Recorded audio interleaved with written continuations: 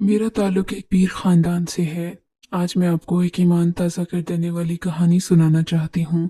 मेरी कहानी को आखिर तक सुनिएगा। शायद ये कहानी आपकी जिंदगी बदल दे और आपकी इस्लाह कर दे। जब मैं 18 साल की हुई तो मेरे चेहरे पर चढ़ता रूप देखकर अम्मा खौफजदा रहने लगी। बोली कि अब तो तेरी शादी करनी ही पड़ेगी। मैं अम्मा को देखती तो खामोश हो जाती। अम्मा को मेरी शादी की फिक्र न जाने क्यों इतना सताने लगी थी। हम लोगों का ताल्लुक पीर खानदान से जरूर था, मगर माली तौर पर हम बहुत कमजोर थे। मैं अम्मा से कहती कि तुम मेरी शादी किसी पीर खानदान में ही करना। हम अमीरों के साथ चलने के लायक नहीं हैं। हमारा उठना बैठना, चलना फिरना सब कुछ उनसे अलग है। हम अपने जैसों में ही रहेंगे तो कामयाब होंगे, इज्जत भी होगी। मगर अम्मा की ख्वाहिश कुछ और थी। अम्मा मुझसे कहने लगी कि क्या तुम अपने दादा की तरह सारी जिंदगी लोगों से भीख मांग कर खाओगी? अस्तगफिरुल्लाह अम्मी, दादा भीख कब मांगते हैं?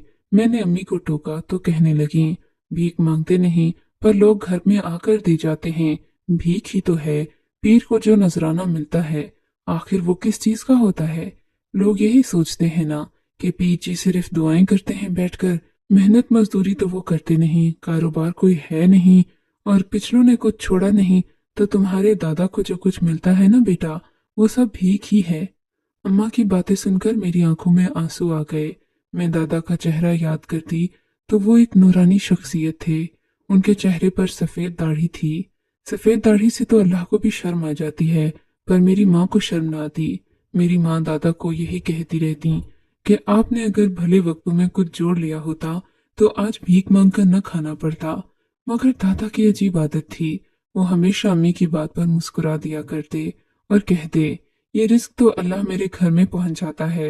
मैं अल्लाह से भीख मांगू तो इसमें क्या ही बुरा है। अम्मा दादा की बातों पर कभी खुश नहीं होती थीं। हमेशा माथे पर हाथ मार कर कहती, ये बुढ़ा सिठा गया है, पागल हो गया है। मैं पता नहीं क्यों इसकी खिदमत पर मामूर कर दी गई। अगर तुम्हारे अब्बा ने वसीयत ना की होती तो मैं इस बूढ़े को घर से निकाल फेंकती। लेकिन मुझे अपने मरहूम शौहर की वसीयत का ख्याल आ जाता है, जिसकी वजह से मैं इसे बर्दाश्त कर रही हूँ। फिर एक दिन अम्मा ने रात को मुझे अपने कमरे में बुलाया और कहने लगी, बेटी, मेरे पास तुम्हारे लिए एक बहुत बड़ी खबर है। क्या खबर अम्मा? मैंने खुशी से पूछा तो कहने लगी, संदूक लेकर आओ मेरा। मैं अम्मा का संदूक लाई। इन्होंने संदूक खोला तो उसमें से लाल रंग का दुपट्टा निकला। वो मुझे उड़ाकर बोली, बस ये तुम पर खूब जच रहा है, कल इसे पहन लेना, नहा धोकर अपनी मांग निकाल लेना। कल तुम्हें देखने के लिए लोग आ रहे हैं। कैसे लोग अम्मा? मैं घबरा गई थी। बेटा, लड़की जब जवान होती है तो लोग उसे देखने आते हैं, देखकर ही रिश्ता करते हैं ना। आंखें बंद करके तो कोई रिश्ता नहीं करेगा। तुम कौन सी कोई शहजादी हो? अम्मा ने एक बार फिर मुझे बाप दादा की गुर्बत का ताना देकर बिठा दिया था। मैं सोचने लगी कि कल आने वाले लोग न जाने मुझे देखकर क्या कहेंगे। अम्मा तो लोगों की दौलत से फौरन मरगूब हो जाया करती थी, मगर मैं डरती थी। मुझे दौलतमंद लोगों से बहुत डर लगता था। मैं उन लोगों के आने की तैयारी में लग गई थी। मैंने खुद को सही सवार लिया था। मुल्तानी मिट्टी और हुस्न यूसुफ नाम का एक उपटन हमारे घर में रखा हुआ था, जिसे लगाकर मेरा रंग मजीद चमक गया था।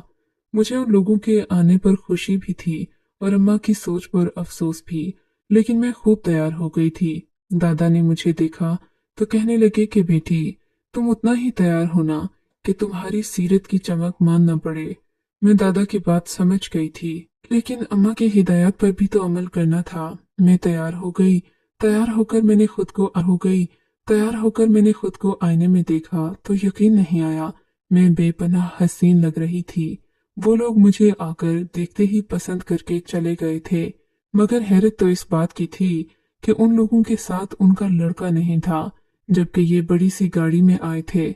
वो गाड़ी हमारे घर के बाहर रुकी तो पूरी गली में हमारा रोब दाब पड़ गया था। शाम तक 7-8 औरतें हमारे घर पूछने आईं कि आज आपके घर कौन आया था। अम्मा ने इतराते हुए बताया कि कुछ लोग नीलम का रिश्ता देखने आए थे, इसे पसंद करके चले गए हैं, जल्द ही शादी भी कर लेंगे। अम्मा की खुद एतमादी बहुत बढ़ गई थी। उन लोगों ने हमें पसंद कर लिया था, मगर अजीब बात तो ये थी, मगर मुझे वो लोग कुछ अजीब से लगे थे। लड़कियों के साथ कोई आदमी नहीं था, सिर्फ 3-4 औरतें आई थीं जो मुझे पसंद करके चली गईं। मैंने अम्मा से पूछा कि ऐसा क्यों? मैंने अम्मा से पूछा कि ऐसा क्यों हुआ है। अम्मा कहने लगी, बड़े लोग ऐसे ही करते हैं, उनके मर्द कमाने के लिए जाते हैं, उनके पास वक्त नहीं होता, इनकी औरतें ही सारे मामलात देखती हैं।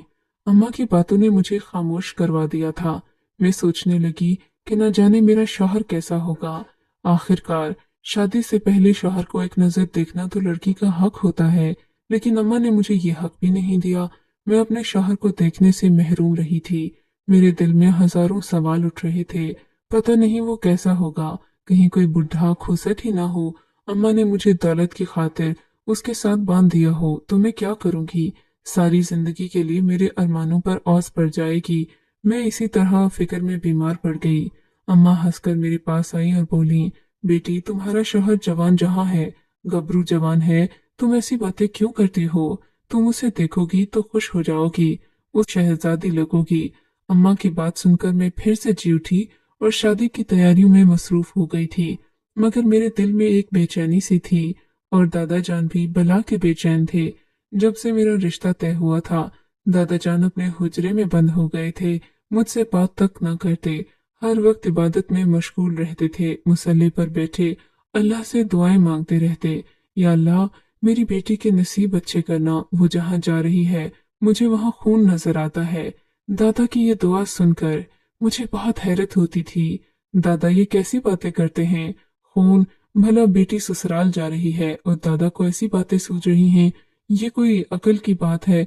मैं दिल में सोचती, लेकिन दादा से क्या कहती, वो तो सिर्फ ये गिले अल्लाह से करते थे, हमसे तो वो ऐसी कोई बात भी नहीं करते थे। खैर, मैंने अपना सब कुछ अल्लाह पर छोड़ रखा था। मेरी शादी के दिन करीब आ रहे थे। इन लोगों ने कह दिया था कि हम शादी पर खूब पैसा बहाएंगे, इसलिए आप अपने सारे रिश्तेदारों को मदऊ कीजिएगा, ताकि सब हमारी शान शौकत देखकर जान जाएं कि हम कैसे लोग हैं और आपकी बेटी के नसीब भी चमक उठे हैं। मेरी शादी वाला दिन बहुत अजीब था। मेरे दादा जान इस कदर परेशान थे जैसे किसी ने उनके जिस्म से रूह खींच ली हो। मुझे दादा की परेशानी समझ नहीं आती थी। शादी तो खुशी का मौका होता है। ऐसा नहीं कि दादा जान मेरी शादी पर खुश नहीं थे, वो मेरे अच्छे नसीबों की दुआ करते थे, लेकिन मेरी शादी पर उनके चेहरे पर बेपनाह पजमुर्दगी और अजीब सी परेशानी थी। वहशत आंखों से छलक रही थी। मैं रुखसत होकर अपने शौहर के घर आई तो पहला ही लम्हा मेरे लिए बड़ा कर्बनाक और दर्दनाक था। मुझे एक अंधेरे कमरे में लाकर बिठा दिया गया। हालांकि दुल्हन को खुशबू से महकते हुए कमरे में बिठाया जाता है, लेकिन मेरे साथ ऐसा नहीं हुआ। मैं जहां बिठाई गई थी वहां पर ठंडी हवा जरूर चल रही थी, मगर कोई रोशनी नहीं थी। मुकम्मल अंधेरा छाया हुआ था। मैं सिसक सिसक कर रोने लगी थी। मुझे यकदम अपने दादा की बात याद आने लगी। मैं अपने दादा को याद करके रोने लगी। कहीं दादा इसीलिए तो परेशान नहीं थे, पता नहीं ये लोग क्या करेंगे मेरे साथ। मैं अपने दादा की बातें याद करती, फिर अल्लाह को याद करने लगी। काफी देर गुजर गई थी, तभी कमरे में एक हल्की सी आहट हुई। मेरे शौहर नामदार कमरे में दाखिल हुए। उनकी गरजदार आवाज ने जैसे कमरे के दरो दीवार को हिला दिया था। नीलम, तुम अंधेरे में क्यों बैठी हुई हो? उसकी आवाज में अजीब सी गरज थी। अंधेरा ही था इस कमरे में, मुझे यहीं बिठाया गया है। अच्छा तो ठीक है, तुम यहीं मेरा इंतजार करो, मैं थोड़ी देर तक आता हूँ। इतना कहकर उस आदमी ने कमरे का दरवाजा, मैं तो हैरान हो गई थी।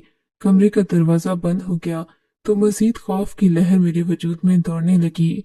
तभी मेरी नजर सामने पड़ी तो सामने मुझे अजीब सी चमकती हुई दो आंखें नजर आई थीं। ये क्या चीज है? मैं दिल में सोचने लगी। मेरा रुआं रुआं खौफ से कांप रहा था। मैंने अल्लाह से दुआ की और आंखें बंद कर ली थीं।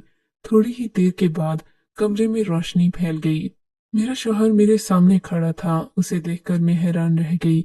वो वाकई मुझसे कम उम्र नजर आता था। उसकी दाढ़ी और चेहरे की रंगत खूबसूरत थी और जिल्द बच्चों जैसी मुलायम, लंबी घनी पलकें और कद बहुत निकलता हुआ खूबसूरत था, जिसे देखकर मैं अपनी पलकें झपकना भूल गई थी। वो मेरे सामने खड़ा मुस्कुरा रहा था। मैं उसे देखकर अभी कुछ सोच ही रही थी कि उसने मुझसे कहा, मेरे पैर छुओ। मैं उसकी बात सुनकर ऐसे उछल पड़ी जैसे मुझे इस बात की तवक्को ही नहीं थी, और वाकई थी। ये काम तो हिंदू करते हैं, पैर छुओ। मैंने दिल में फिर से सोचा, और बिना कुछ कहे उसके पाँव में अपने हाथ रख दिए। मेरे पाँव छूने की देर थी कि उसने अपने पैर पीछे हटा लिए और अपना हाथ मेरे चेहरे के नीचे रखकर मुझे ऊपर उठाया। फिर मेरी आंखों में देखकर बोला, हमेशा मेरी ऐसी ही इज्जत करती रहना। तुम जानती हो ना, मर्दों को इज्जत करने वाली औरतें पसंद होती हैं। मुझे जुबान दराजी से नफरत है। औरत की जुबान बंद ही अच्छी लगती है। मैं उसकी बात सुनकर चुप हो गई और मुस्कुराते हुए बोली, बिल्कुल सही कहा आपने। मैं हमेशा आपकी खिदमत गुजार ही रहूंगी। अब मैं उसकी शक्ल सूरत के रूप में आ गई थी, सो उससे मोहब्बत और प्यार से ही बात कर रही थी। तभी उसने अपना रवैया बदला और बोला, हाँ मैं जानता हूँ तुम यही सोच रही होगी ना कि पैर छूना तो हिंदुओं की रस्म है और हम मुसलमान हैं। मेरी प्यारी बेवकूफ बीवी, हिंदू मुसलमानों से ज्यादा अमीर होते हैं और तुम्हें उनके पास कितनी दौलत होती है। मुसलमान बस फकीर ही रहते हैं सारी उम्र और मुंह से टर्राते रहते हैं। उसकी बात सुनकर मेरी आंखों में आंसू आ गए। मैं एक पीर खानदान की इकलौती औलाद थी। मेरा शौहर मेरे सामने गैर मुस्लिमों की तारीफ कर रहा था और मुसलमानों की बेइज्जती। मैं ये सब कुछ सह सकती थी, मगर ये नहीं बर्दाश्त हो सकता था मुझसे। मैंने उसको जवाब दे दिया, मेरे प्यारे शौहर, सब कुछ दौलत ही नहीं होती। मैंने मुस्कुराकर उससे कहा और ये भी बताया कि किरदार इंसान के लिए बहुत अहम होता है। मेरी बात पर उसने नजरें फेर ली और बोला, लगता है तुम्हारा दिमाग ठीक करना पड़ेगा। कल तुम्हारी अम्मा के घर तुम्हें छोड़ आऊंगा ताकि तुम्हें कुछ अदब आदाब सिखाएं। तुमने तो मुझे शादी की पहली रात ही जवाब दे दिया, तुम आगे क्या करोगी? मुझे तो लगता है कि तुम बहुत जुबान दराज और बदतमीज बदलिहाज हो। उसके मुंह से अपने लिए 3-4 अलकाबात सुनकर मैं ढह सी गई थी। अगले ही दिन वो मुझे मेरी माँ के घर छोड़ाया। अम्मा ने मेरी खूब खबर ली। मुझसे कहने लगी, मैंने ढूंढ ढूंढ कर तुम्हारी शादी एक दौलतमंद घराने में की है और तुम आगे से तेवर दिखा रही हो। तुम्हें शर्म नहीं आई? मैं अम्मा को लाख समझाने की कोशिश करती, मगर वो मुझसे यही कहती कि गलती तुम्हारी है। तुम्हारे शौहर को तुम्हारी जरा सी बात बहुत बुरी लग गई है। अब वो ये कहता है कि तुम्हें छोड़कर परदेश चला जाएगा और तब वापस आएगा जब तुम अदब, लिहाज और तमीज सीख चुकी होगी। देख लिया तुमने, अमीर लोग इतनी बातें बर्दाश्त नहीं करते। उनके पास दौलत की कमी नहीं जो वो तुम्हारे नखरे सहे और तुम्हारी हर बात सर आंखों पर रखें। ये तुम्हारा गरीब बाप या भाई नहीं जो तुम्हारी बातें सुन लेता था। उनके मुताबिक रहना सीखो। अम्मा ने मुझे बहुत कुछ सिखाने का ठान लिया था और फिर 1 साल में अपनी माँ के घर ही रही। इस दौरान मैं एक छोटे बच्चे की माँ भी बन चुकी थी। अब मुझे उम्मीद थी कि जब मेरा शौहर बड़ी बन चुकी थी अब मुझे उम्मीद थी कि जब मेरा शौहर परदेश से वापस आएगा तो मुझसे बहुत अच्छे से पेश आएगा, क्योंकि मैं उसकी औलाद की माँ बन चुकी थी और अब उसे एक खुशी भी देने जा रही थी।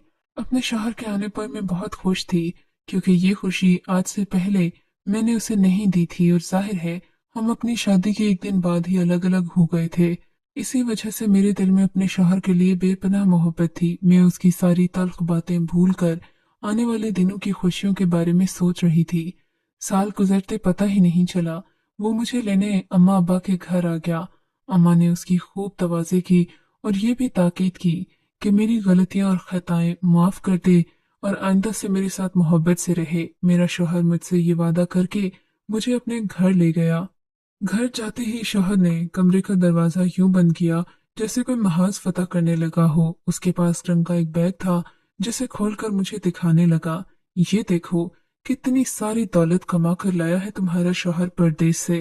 अब तुम्हें इस दौलत पर ऐश करवाऊंगा। तुम भी याद रखोगी कि तुमने किससे शादी की है। कहो तो मैं तुम्हारे नाम पूरा घर कर दूं। मेरा शौहर अपने पैसे के नशे में चूर था और बार बार यही कहता कि मैं तुम्हें ऐश करवाऊंगा, तुम्हारे लिए पूरी दुनिया का पैसा जमा करके लाऊंगा, वगैरह वगैरह। मैं उसके इतने सारे पैसे देखकर शक में पड़ गई। तुम इतना पैसा और ये सारे जेवरात कहाँ से लेकर आए हो? मैंने अपने शौहर के पास पड़ी एक थैली भी देखी जिसमें सोने के बेशबहा कीमती जेवरात थे जो मैंने जिंदगी में आज तक नहीं देखे थे।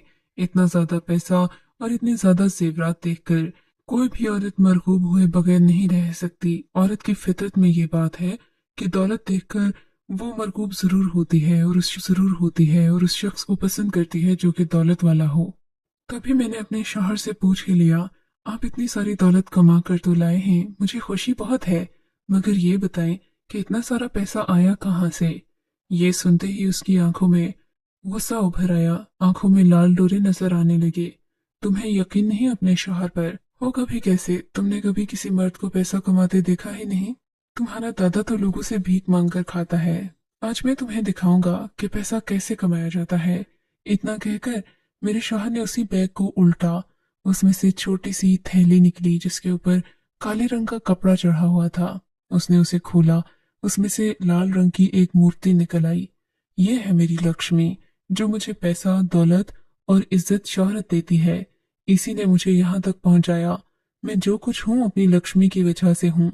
मैं इसकी पूजा करता हूँ। तुम्हें क्या लगता है, किसी को दौलतमंद करता होता तो क्या वो तुम्हारे दादा को नहीं देता? वो तो हर वक्त जाए नमाज पर बैठा रो रहा होता है, मगर मुझसे गरीब है। देखो मेरे पास क्या नहीं, इतना बड़ा बंगला, जेवरात, कीमती कपड़े और नित नई गाड़ियां। मेरा शौहर ये कहकर मेरे सामने बैठ गया और फख्र से वो मूर्ति हवा में लहराते हुए बोला, अगर तुम भी इसकी पूजा करती होती तो किसी अमीर घर में पैदा होती। मैं अपने पैदा होने से पहले कैसे इस मूर्ति की पूजा कर सकती थी? मैंने उसका मजाक उड़ाया तो वो मजीद गुस्से में आ गया। पैदा होने से पहले नहीं कर सकती थी, मगर अब तो कर सकती हो ना? क्या मतलब, मैं क्यों इसकी पूजा करूंगी? मैं एक अल्लाह को सजदा करती हूँ, तुम्हारी तरह बेजान बुतों की पूजा नहीं कर सकती। मेरी बात सुनकर उसे सख्त गुस्सा आ गया। तुम्हें इसे सजदा करना होगा, अभी और इसी वक्त। उसकी आंखों में वहशत देखकर मैं डर गई थी। मैं इसे सजदा नहीं करूंगी, चाहे तुम मेरी जान ले लो, तुम मेरी जान ले लो। मैंने उसे ललकारा तो उसके चेहरे पर शैतानी मुस्कुराहट दौड़ गई। क्या तुम वाकई में अपनी जान दे सकती हो? हाँ, दे सकती हूँ, अपने अल्लाह के लिए अपनी जान भी दे सकती हूँ। मेरी बात सुनकर उसने कहकहा लगाया और बोला, तुम्हारे अल्लाह को तुम्हारी जान की जरूरत नहीं है। इसे सजदा करो वरना बहुत बुरा होगा। मैं तुम्हारे बेटे को नहीं छोड़ूंगा। मेरे शौहर ने सामने बिस्तर पर पड़े हमारे बेटे को गोद में उठा लिया और मेरी तरफ देखकर जुनूनी अंदाज में बोला, अगर तुमने इसको सजदा नहीं किया तो मैं तुम्हारे बेटे को अभी खिड़की से बाहर फेंक दूंगा। फिर तुम तड़पती रहना, और तुम्हें अभी मेरे जुनून का पता नहीं। शादी के एक दिन बाद अगर मैं परदेश जा सकता हूँ तो तुम्हारे बेटे को दूसरे जहां में पहुंचा सकता हूँ। मैं उसकी बात सुनकर बहुत परेशान हो गई थी, दिल कांपने लगा। फिर मैंने उसके सामने हाथ जोड़े, मगर उस पर मेरी मिन्नतों का कोई असर नहीं हुआ। मैं उस मूर्ति को सजदा करूं। मैंने कहा, ठीक है, मैं सजदा करूंगी, तुम पहले मेरे बच्चे को वापस रखो। मेरे शौहर ने हमारे बेटे को पास ही पड़े संदूक पर रखा। संदूक उसके एन पीछे था और मुझसे कहने लगा, अगर तुमने इसे सजदा नहीं किया तो मैं फिर से अपनी बात पर कायम हो जाऊंगा। उसकी बात सुनकर मैं दिल में दुआ करने लगी, अल्लाह से माफी मांगी।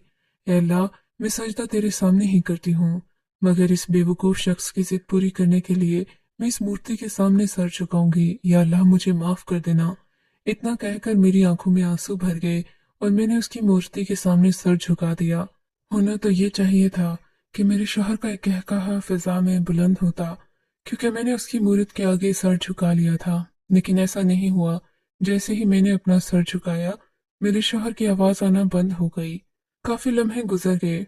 मैंने खौफ के मारे सर नहीं उठाया, न ही मैंने उसकी तरफ देखा। मैं अपने अल्लाह को याद करके रो रही, माफिया मांग रही थी, मगर मुझे अब अपने बच्चे की फिक्र थी। दिल में एक डर सा आया कि कहीं मेरे शौहर ने मेरे बच्चे को खिड़की से बाहर तो नहीं फेंक दिया। मगर जैसे ही मेरी नजर मेरे बच्चे पर पड़ी, मैं हैरान रह गई थी। मैंने देखा मेरा बच्चा अपने पांव पर खड़ा था और मुस्कुरा रहा था। उसके चेहरे पर अजीब सी खुशी थी। लगता था जैसे वो मेरा बच्चा नहीं बल्कि कोई और ही मखलूक हो। फिर मैंने अपने शौहर की तरफ देखा तो वो जमीन पर पड़ा तड़प रहा था, अपनी टांगें हिला रहा था, जैसे कोई उस पर जुल्म कर रहा हो या फिर उस पर लोहे के गर्म कोड़े बरसा रहा हो। ये देखकर मेरी आंखें मारे हैरत की फटी रह गईं। मैंने अपने बच्चे को फौरन उठाकर चूमा, सीने से लगाया। वो फिर पहले जैसा हो गया, दोबारा अपने पांव पर खड़ा तो नहीं हुआ, लेकिन मुझे अपने बेटे का मुस्कुराना याद रह गया। मेरा शौहर तड़प तड़प कर अपनी जान दे रहा था। मैं नहीं समझी कि क्या हुआ। शायद दे रहा था, मैं नहीं समझी कि क्या हुआ। शायद ये अल्लाह का अज़ाब था जिसने उसे अपनी जकड़ में ले लिया था। उसी वक्त मेरे दादा हमारे घर आ गए। पता नहीं उन्हें इस बात की खबर कैसे हुई, मगर मेरे दादा के चेहरे पर एक पुरस्कार सी मुस्कुराहट थी, जिसे मैं आज तक नहीं समझ पाई। मैं बेवा हो गई थी, मगर मुझे इस बात का कोई दुख नहीं था। मैं अब अपने बेटे के लिए जीती हूँ, क्योंकि मेरा बेटा ही मेरा सब कुछ है।